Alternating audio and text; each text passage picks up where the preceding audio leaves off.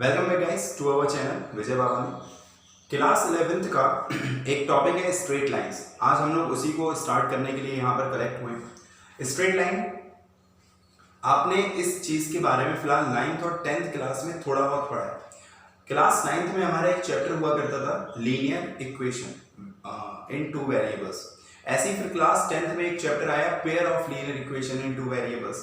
जब हम उन इक्वेशंस का ग्राफ ड्रॉ करते थे तो हमें वो ग्राफ का जो शेप मिलता था उसी को आप एक स्ट्रेट लाइन बोलते थे।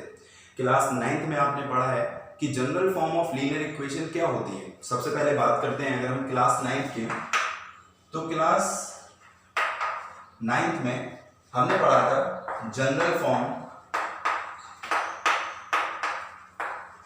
Of linear equation.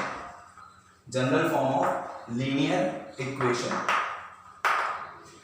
Class 9th में जब हम मैथ्स पढ़ते थे तो एक चैप्टर हुआ करता था general form of linear equation. और लीनियर इक्वेशन की जो जनरल फॉर्म होती थी वो होती थी ax plus by plus c equal to 0।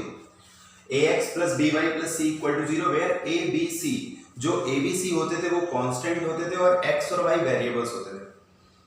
जब हम इसका ग्राफ ड्रॉ करते थे सॉल्यूशन निकालकर हम अपने मन से x की वैल्यू रखते थे, y की वैल्यू ऑब्टेन करते थे, या फिर y की वैल्यू इसमें रख के x की वैल्यू ऑब्टेन करते थे और इसका जब ग्राफ ड्रॉ करते थे तो वो ग्राफ हमें एक स्ट्रेट लाइन जैसा मिलता था। सपोज ये कार्टेशियन प्लेन है y y डैश और ये आपकी x और x डैश। ये y y dash y axis होती है, ये हॉरिजॉन्टल लाइन x एक्सिस है, ये सब आपको पता है, दोनों ऑरिजिन पे काटती हैं। जब हम लाइन का ग्राफ ड्रॉ करते थे, सपोज वो ग्राफ अगर ऐसे जा रहा हो, कोई लाइन है, किसी लाइन का ग्राफ ऐसे जा रहा है, ये लाइन का ग्राफ है, तब ये लाइन x एक्सिस की पॉजिटिव डायरेक्शन, देखो x एक्सिस ये होती है, ये इसकी पॉजिटिव डायरेक्शन होती है, ये इसकी नेगेटिव डायरेक्शन होती है। ऐसी y एक्सिस की पॉजिटिव डायरेक्शन ऊपर की साइड होती है और नेगेटिव डायरेक्शन नीचे की साइड। तो जब कोई लाइन x एक्सिस की पॉजिटिव डायरेक्शन के साथ एंटी क्लॉकवाइज डायरेक्शन में जो एंगल बनाती है उस एंगल को हम थीटा से रिप्रेजेंट कर लेते हैं मान लो, और इस थीटा को ही बोला जाता है इंक्लिनेशन ऑफ अ लाइन। यानी यहां पर जो थीटा है यही आपका कहलाता है क्या, inclination of a line, inclination of A line. तो यानी ये आपकी इंक्लिनेशन ऑफ लाइन की डेफिनेशन भी होगी कि when a line makes an angle with the positive direction of x-axis in anti-clockwise direction। when a line makes an angle, आप अगर इसकी डेफिनेशन इंक्लिनेशन ऑफ लाइन की अगर डेफिनेशन देखना चाहें तो वो ये है when a line makes an angle with positive direction of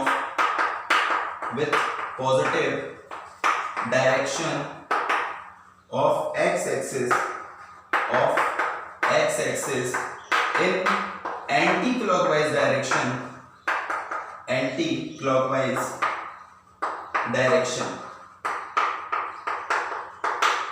ठीक है। तो उस एंगल को अपन बोलते हैं इंक्लिनेशन ऑफ अ लाइन। यानी जब भी कोई लाइन, आप डेफिनेशन पढ़ें, when a line makes an angle with the positive direction of x axis in anti clockwise direction. आपने देखा एक्स एक्सिस की पॉजिटिव डायरेक्शन ये थी, हमारी लाइन ये थी, हमारी लाइन ने एक्स एक्सिस की पॉजिटिव डायरेक्शन के साथ ऐसे एंटी क्लॉकवाइज डायरेक्शन में जो एंगल बनाया थीटा, वो थीटा कहलाता है इंक्लिनेशन ऑफ अ लाइन। ये हमारे 11th स्टैंडर्ड में जब हम पढ़ेंगे स्ट्रेट लाइन तो वहां पर ये फर्स्ट डेफिनेशन है कि what is inclination of a line, when a line makes an angle with the positive direction of x-axis in anti-clockwise direction, then theta is called inclination। अब अगर मान लो हम इस थीटा का tan निकालें, टेंजेंट, ट्रिग्नोमेट्री में 6 रेशियोज होते हैं, sine, cos, tan, cot, sec and cosec. लेकिन अगर हम इस एंगल थीटा का कौन सा रेशियो अप्लाई करें, tan थीटा, तो जो हमें tan थीटा मिलता है वो कहलाती है स्लोप ऑफ लाइन। इसको रिप्रेजेंट करते हैं स्मॉल m से, स्मॉल m।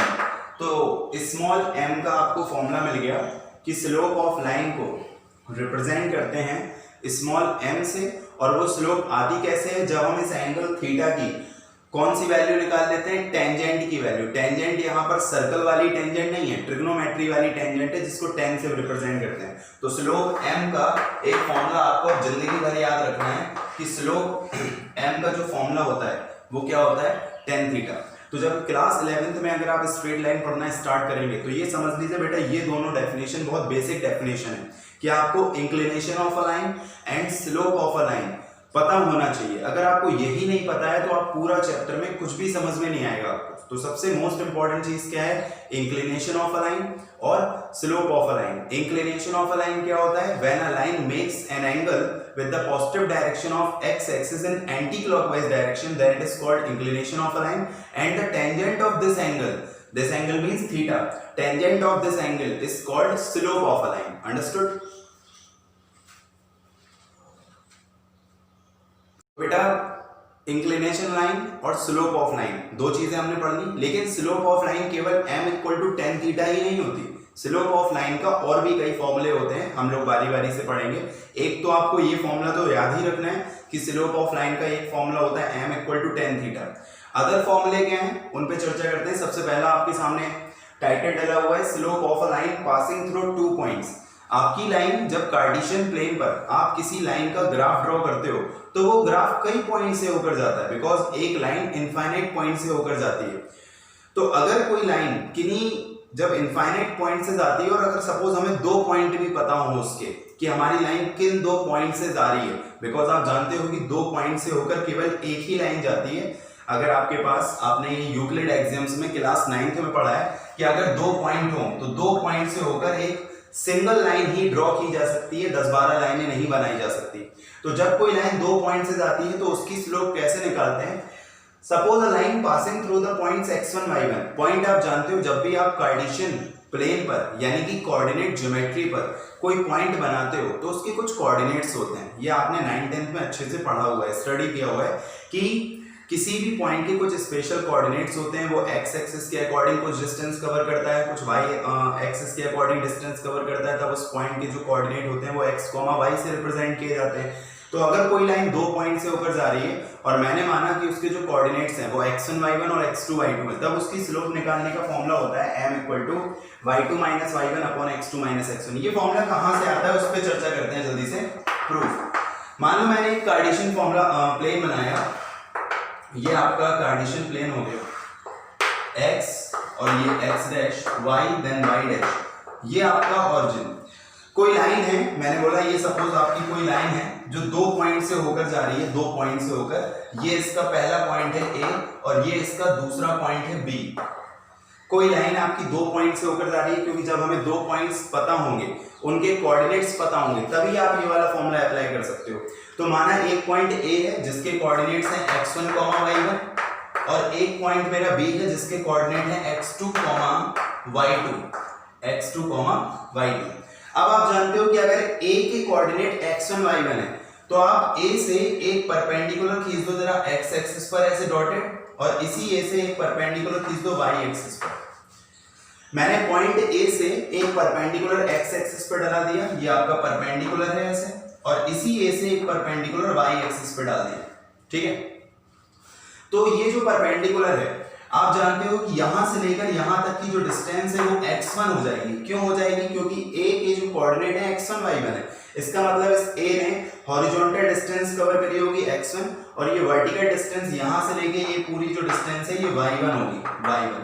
सेम उसी तरीके से B से परपेंडिकुलर डलाओ x पे, तो हमने B से एक परपेंडिकुलर डलवाया आपका x पे, और B से ही मैंने एक परपेंडिकुलर डलवाया y पे।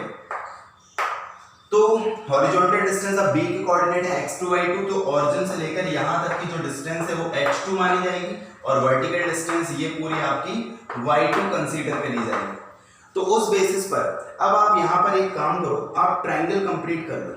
अब आप ट्रायंगल कंप्लीट कर लो, तो ट्रायंगल क्या होगा, ट्रायंगल अगर हम कंप्लीट करें कैसे, इस लाइन को ऐसे स्ट्रेट बनाओ और इसको, तो ये आपका एक ट्रायंगल कंप्लीट हो गया। इसका नाम सपोज मैंने C डाल दिया, यहां ये पॉइंट C और ये 90 हो गया, ठीक है। तो AC वाली डिस्टेंस क्या होगी, AC वाली डिस्टेंस, ट्रायंगल कंप्लीट हो गया, ट्रायंगल कंप्लीट हो गया। ध्यान देना, AC वाली डिस्टेंस, AC जो डिस्टेंस होगी AC, ये AC निकालने के लिए आप क्या करोगे, AC निकालने के लिए पूरी ओरिजिन से लेके यहां तक की डिस्टेंस है x2, ये डिस्टेंस x2, x2 में से आप x1 माइनस कर दोगे तो AC आ जाएगी x2 माइनस x1। सेम उसी तरीके से ये पूरी वर्टिकल डिस्टेंस y2 ये y1, तो पूरी y2 में से आप y1 माइनस करोगे तो आपको BC भी मिल जाएगी, BC, तो y2 माइनस y1, ठीक है ना। ये जो BC है ये आपकी y2 माइनस y1 हो जाएगी। और ये AC कैसे है, x2 minus x1, because whole distance x2 में से आपने x1 माइनस कर दिया, ऐसे होल डिस्टेंस y2 में से y1 माइनस कर दिया, तो BC आ गई y2 माइनस y1। अब अपन क्या जानते हैं कि एक्चुअल में स्लोप का फॉर्मूला क्या होता है, tan थीटा, कि लाइन हमारा x एक्सिस की पॉजिटिव डायरेक्शन के साथ जो एंटी क्लॉकवाइज एंगल बनाती है वो थीटा होता है। तो लाइन हमारी कौन सी है, लाइन ये लाइन, ये x एक्सिस की पॉजिटिव डायरेक्शन के साथ मैंने जो एंगल बनाया वो बोला थीटा है, ये वाला एंगल कितना है, थीटा। अब अगर ये थीटा है तो करस्पॉन्डिंग एंगल से ये एंगल ए भी थीटा हो जाएगा, क्योंकि लाइनें हैं पैरेलल, लाइन पैरेलल है, तो लाइंस अगर पैरेलल हैं तो करस्पॉन्डिंग एंगल से ये बेटा अगर थीटा है, ये अगर थीटा है तो ये भी क्या हो जाएगा, थीटा। करस्पॉन्डिंग एंगल आपको 9th-10th में सिखाए जाते हैं, उम्मीद करता हूँ आते होंगे। तो ये थीटा हो गया। अब आप थीटा के लिए ट्रिग्नोमेट्रिक रेशियो tan अप्लाई करो, क्योंकि tan थीटा ही तो स्लोप होती है। तो जब आप tan थीटा अप्लाई करोगे तो थीटा के सामने ये परपेंडिकुलर और ये बेस, तो tan थीटा का फॉर्मूला होता है परपेंडिकुलर अपॉन बेस। तो आप किस ट्रायंगल में हो, इन ट्रायंगल, किस में अप्लाई कर रहे हो, ABC में। तो in triangle ABC tan theta is equal to perpendicular upon base, perpendicular y2 minus y1 upon base x2 minus x1, तो y2 minus y1 upon x2 minus x1, क्योंकि perpendicular कितना हो गया, y2 माइनस y1, बेस कितना हो गया, x2 minus x1। तो tan theta क्या निकल कर आया, y2 minus y1 upon x2 minus x1। और tan थीटा को क्या बोलते हो आप, स्लोप, तो tan थीटा की जगह लिख दो m, तो m equal to y2 minus y1 upon x2 minus x1। तो ये आपका फॉर्मूला निकल कर आ गया कि जब कोई लाइन दो पॉइंट से होकर जाती है और अगर हमें उसके कोऑर्डिनेट्स पता हैं x1 y1 और x2 y2, तो उसकी स्लोप का फॉर्मूला होता है y2 minus y1 upon x2 minus x1। समझ में आ गया? Thank you so much.